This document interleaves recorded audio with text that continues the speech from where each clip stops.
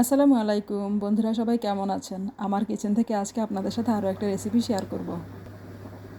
এটা একটা জেলাপিনো চিলি, এটাতে ঝাল হয় না, ক্যাপসিকামের মতোই সুন্দর একটা ফ্লেভার আছে। আজকে আমি তৈরি করব চিকেন চিলি অনিয়ন। তো এই জন্য মুরগির বুকের মাংসগুলোকে পাতলা পাতলা করে কেটে নিয়েছি।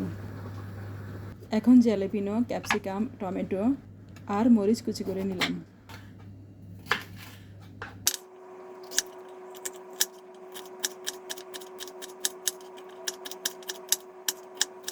পেঁয়াজগুলোকে এভাবে কিউব আকৃতির করে স্লাইসগুলো সব খুলে নিয়েছি।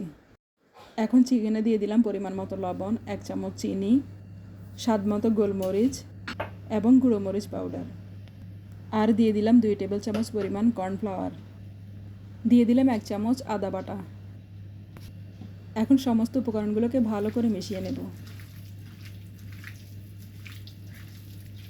হাঁড়িতে তেল গরম করে এখন একে একে মুরগির মাংস টুকরোগুলোকে ভেজে নেব। 3-4 মিনিট ধরে রান্না করলে হয়ে যাবে। মোটামুটি এখানেই মুরগির মাংসগুলোকে 80% পর্যন্ত সেদ্ধ করে ফেলতে হবে।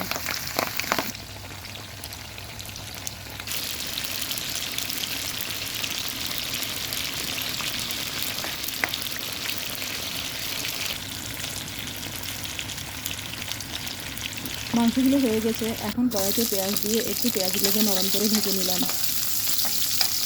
এখন একে একে সমস্ত সবজিগুলো মিশিয়ে দেব।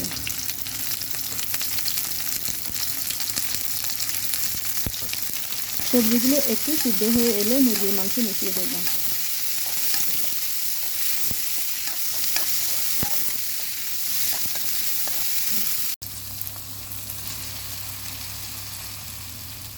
সয়া সস আর ওয়েস্টার সস মিলিয়ে দিলাম 1 টেবিল চামচ করে, আর দিয়ে দিলাম 1 টেবিল চামচ পরিমাণ টমেটো সস। মাংসের সাথে ভালো করে সসগুলোকে মিশিয়ে নিলাম। এই পর্যায়ে লবণ চেক করে একটু লবণ অ্যাড করে দিলাম। 1 বাটি পানিতে 2 টেবিল চামচ পরিমাণ কর্নফ্লাওয়ার গুলে নিলাম। আমার রান্না প্রায় শেষের দিকে গোলানো কর্নফ্লাওয়ার অ্যাড করে দিলাম।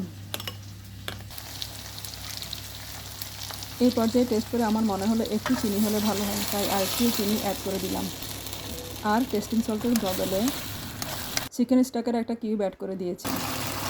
ব্যাস, তৈরি হয়ে গেল আমার মজাদার চিকেন চিলি অনিয়ন। এখন পরিবেশন করার পালা। ভিডিওটি যদি আপনাদের ভালো লাগে অবশ্যই একটা লাইক, কমেন্টস করে দেবেন। এতক্ষণ ধৈর্য ধরে আপনার মূল্যবান সময় দিয়ে আমার ভিডিওটি দেখার জন্য আপনাদেরকে আন্তরিক ধন্যবাদ জানাই। সবাই ভালো থাকবেন, সুস্থ থাকবেন। খোদা হাফেজ।